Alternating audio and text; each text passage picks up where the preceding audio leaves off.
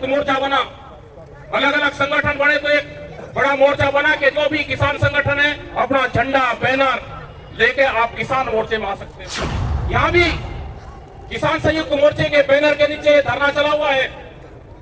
आप इस धरने को चलाओ। यहाँ का मंच भी यही रहेगा, यहाँ के पंच भी यही रहेंगे, यहाँ की कमेटी भी यही रहेगी। तो आप निर्णय लो कि हम सब आपके साथ में रहेंगे, लेकिन आपको कसम खानी पड़ेगी कि हम घर वापसी नहीं करेंगे।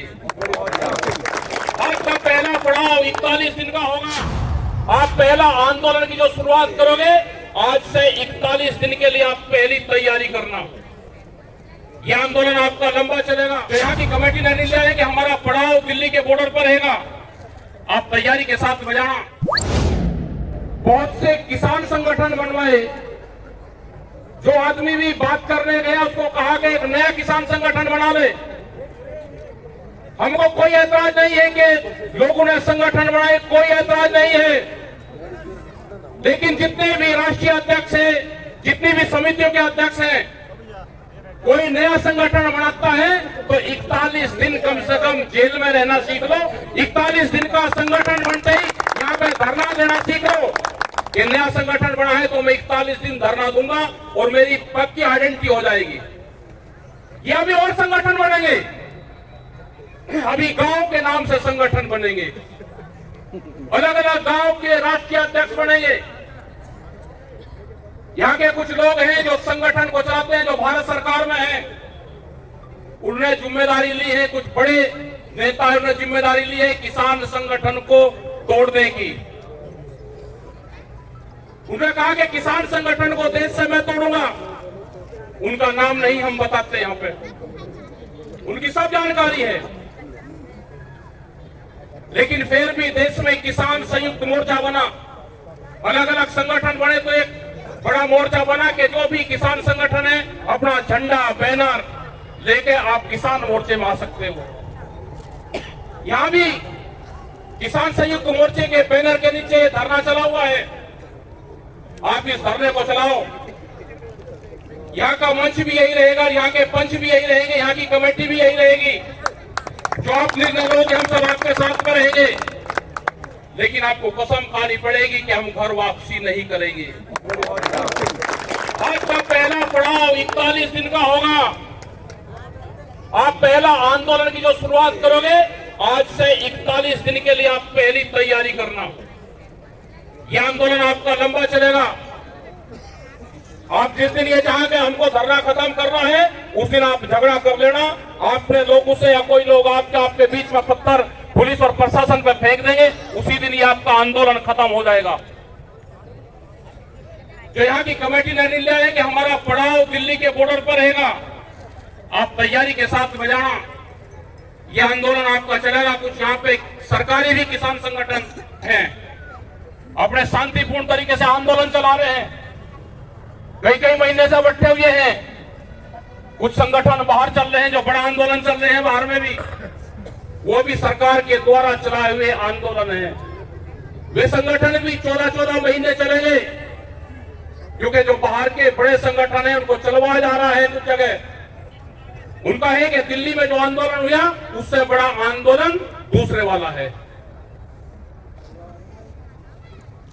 आपकी जो समस्या है भूमि अधिग्रहण, टिकैत साहब जब भट्टा पार्सल और आपके दूसरे गांवों में आए, शुरू के दिनों में जब आपकी जमीन अधिग्रहण होती थी तो यहाँ पे बात होती थी कि हमको मुआवजा बढ़वा दो। टिकैत साहब ने कहा भाई हम मुआवजा बढ़वाने नहीं आए, हम आए कि आप जमीन नहीं दोगे, अब उसकी लड़ाई लड़ सकते हैं। और आज हालात ये हुई कि आपकी जमीन चली गई। आपको जो पिछले 30 साल से जो वादा कर रखा 10% का, वो जमीन आपको नहीं दी। ये शुरुआत है देश के किसान की जमीन छीनने की। शुरुआत ये नोएडा से है। पूरे देश में तो और भी बुरा हाल है, लेकिन ये यहां से भी शुरुआत हुई है। अगर ये लड़ाई आप हार गए, ये लड़ाई आप नहीं हारोगे, देश का किसान हारेगा। ये लड़ाई आप यहां से जीतोगे तो देश का किसान जो भूमि अधिग्रहण में है उसकी जीत होगी। हम यहाँ पे सब जगह जाते हैं, चाहे गोरखपुर हो, चाहे बरेली हो, चाहे लखनऊ हो, सब जगह जाकर कहते हैं कि नोएडा में जिस तरह से जो पॉलिसी नोएडा की है वो पॉलिसी यहाँ पे लागू कर दो। लेकिन यहाँ के तो किसान को ही गरीब बनाया जा रहा है। यहाँ पे रोजगार नहीं है, यहाँ पे नौकरियां नहीं मिल रही है किसान को। उनके बच्चे क्या करेंगे? फिर कहते हैं जी बच्चे अपराधी हो रहे हैं नोएडा में। यहाँ की कुछ कौम है कि वे अपराधी हैं, उसमें लिप्त हैं। रोजगार उनके छीन लिए, पैसे उनको दे नहीं रहे, जमीन उनके प्लॉट नहीं दे रहे, उनकी 3-3 पीढ़ी आपकी अथॉरिटी के चक्कर काटते हुए खत्म होगी। लेकिन धन्यवाद है, धन्य है पूरी जो कमेटी है कि जिन्होंने सब लोगों को मिला के इकट्ठा एक मोर्चा बनाया। अब इस मोर्चे को तोड़ने मत देना। आपके बीच में कोई और लोग आ सकते हैं, कुछ अधिकारी हैं वे इसी काम पे लगे हुए हैं। यहाँ पे अलग अलग किसी अधिकारी से बात नहीं करनी। जो भी कमेटी के लोग जा, कभी किसी को भेज दो, कभी किसी को भेज दो, उस कमेटी पे विश्वास करना। हम भी जब आप पड़ाव डालोगे तो हम भी आपके बीच में सड़क पे कभी कभी आन के सोने का काम करेंगे। सबसे पहले देश में जो सबसे पहले कोऑर्डिनेशन कमेटी बनी थी वो पिछले 30 साल से बनी हुई है, Indian coordination committee of farmers movement. उसके 5 मेंबर थे। एक पंजाब से थे लाखोवाल जी, यहां से टिकैत साहब थे, हमारे कर्नाटक से प्रोफेसर नरेंद्र स्वामी, महाराष्ट्र थे युद्धवीर सिंह थे। तो 5 लोग उसके कमेटी के मेंबर थे। आज भी वो कमेटी ऐसी की ऐसी चली हुई है। टिकैत साहब चले गए तो उनकी जगह दूसरे आ गए। उसके बाद में किसान संयुक्त मोर्चा बना, क्योंकि उस टाइम तक बहुत देश में किसान संगठन बन चुके थे। जो अनमोला जी कह के गए कि 500 किसान संगठन का एक पूरा समूह हुआ जिसने दिल्ली में 13 महीने का आंदोलन चलाया, जिसमें हमारे 750 किसान हमारे शहीद हुए। उसमें सभी किसान संगठनों का योगदान रहा। उसमें ये बगैर किसानों के ये आंदोलन नहीं चल सकते। लेकिन आज देख रहे हैं कि दिन छिप गया, लेट हो गए, और उसके बाद में भी सब लोग यहाँ पर बैठे हुए हैं। तो ये आपका आंदोलन चलेगा। सरकार आपके आंदोलन पर निगाह रखे हुए हैं, अधिकारी निगाह रखे हुए हैं। अधिकारी आपसे अलग अलग बात करेंगे, अलग अलग बात नहीं करनी। हमसे भी जब भारत सरकार कहती है कि आप अकेले में हमसे बात कर लो, हमने कहा कि किसान संयुक्त मोर्चे के हमारे 5 और 11 आदमी हैं, उनसे बातचीत कर लेंगे। हमने भी अकेले में भारत सरकार से या किसी भी उससे बात ही नहीं करी, क्योंकि हमारी भी आखिरी बार बात 22 जनवरी 2021 को हुई थी। उसके बाद में कोई हमारी भी बातचीत नहीं हुई। आप अपनी कमेटी पे विश्वास रखना, तो इस किसान की जीत होगी। यहाँ पे जो संयुक्त मोर्चे के नारे हैं, आप उन्हीं नारों पर ज्यादा ध्यान लगाना। संयुक्त मोर्चे का नारा लगाना, किसान संगठन का नारा लगाना, किसी पर्टिकुलर अपने लोगों के नारे मत लगाना। यहाँ हमने भी देखे कि हमारे नारे यहाँ पे लगाए, हमारे नारे भी मत लगाओ भाई।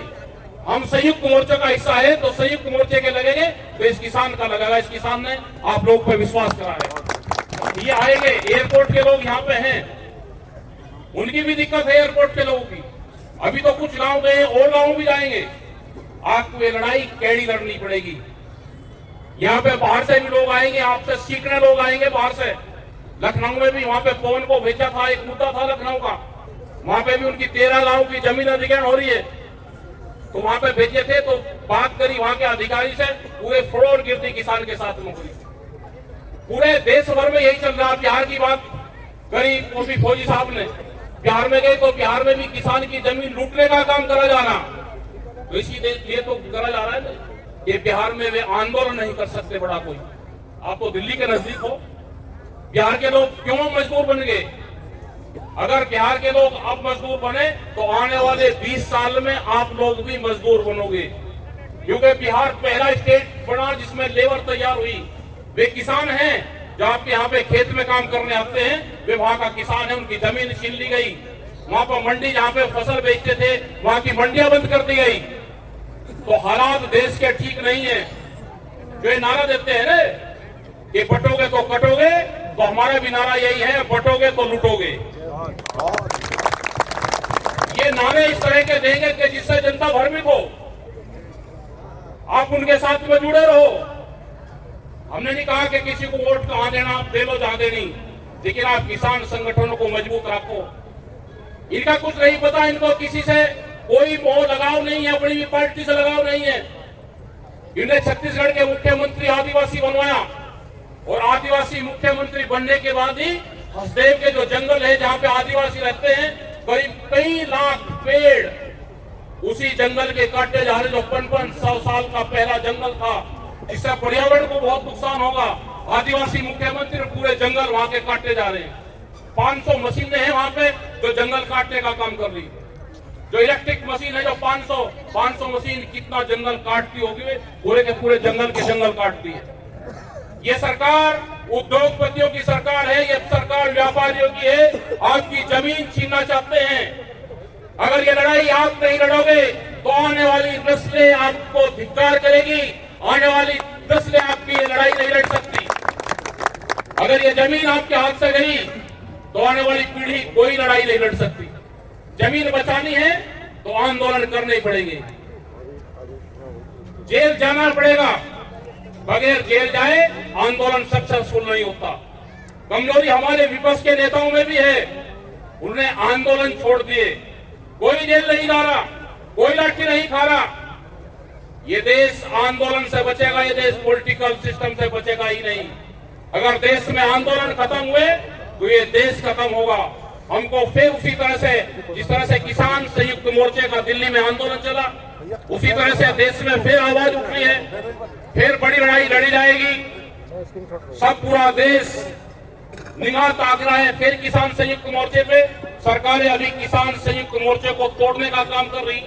कुछ जातियां भी आइडेंटिफाई की है इन्होंने, उन जातियों पे भी टारगेट है इनका कि ये जातियां किसान संगठन से हटे तो हम इसको देश को फेर करें। उन जातियों का नाम नहीं लेना चाहिए, लेकिन वो भी इनका काम चला हुआ है पूरा भारत सरकार का। लेकिन आप सब लोग इकट्ठे रहो, ये देश बचेगा तो ये देश आंदोलन से बचेगा। आपके यहाँ पे आंदोलन देख के, जब देश में यहाँ पे आंदोलन हुआ तो 24 देशों में ट्रैक्टर आंदोलन हुए। आज भी इंग्लैंड की एक पिक्चर आ रही थी तो पुष्प वर्षा करी जा रही थी उसके ऊपर। जो ट्रैक्टर चल रहे थे शहर में, कोई इंग्लैंड में कोई से शहर की वो पिक्चर है, तो उस पर लोग, शहर के लोग फूलों से वर्षा कर रहे थे। यहाँ पे भी जब 26 जनवरी को ट्रैक्टर निकले, करीब 4 लाख से ज्यादा ट्रैक्टर दिल्ली में आए, तो वहां की जनता उन पर पुष्प वर्षा कर रही थी। लेकिन उसी आंदोलन को बदनाम करने की एक साजिश रची। इन चक्कर में नहीं आना इनके किसी के। अपने ट्रैक्टर भी तैयार है हमारे, फिर वही तैयार है ट्रैक्टर। हमको भी बहुत बदनाम करेंगे, लेकिन हमको कोई गम नहीं है। किसान संगठन को बदनाम करेंगे, कोई गम नहीं है। देश के मुसलमान को बदनाम करेंगे, कोई दिक्कत नहीं है। सेकंड मुसलमान जो सरदार बनाया जा रहा है उसको बदनाम करेंगे, कोई दिक्कत नहीं है। अपने गांव बचाना है तो आंदोलन करने पड़ेंगे। अपने गांव के मंदिर बचाने हैं तो आंदोलन करना पड़ेगा, उसकी कमेटियां बनानी पड़ेगी, नहीं तो उन पर कब्जे होने वाले हैं। कुछ सरकारी लोग हैं जो उस पर कब्जे करेंगे, सरकारी पार्टियां हैं, उनके ट्रस्ट बनवाएंगे, उस पर कब्जे करेंगे।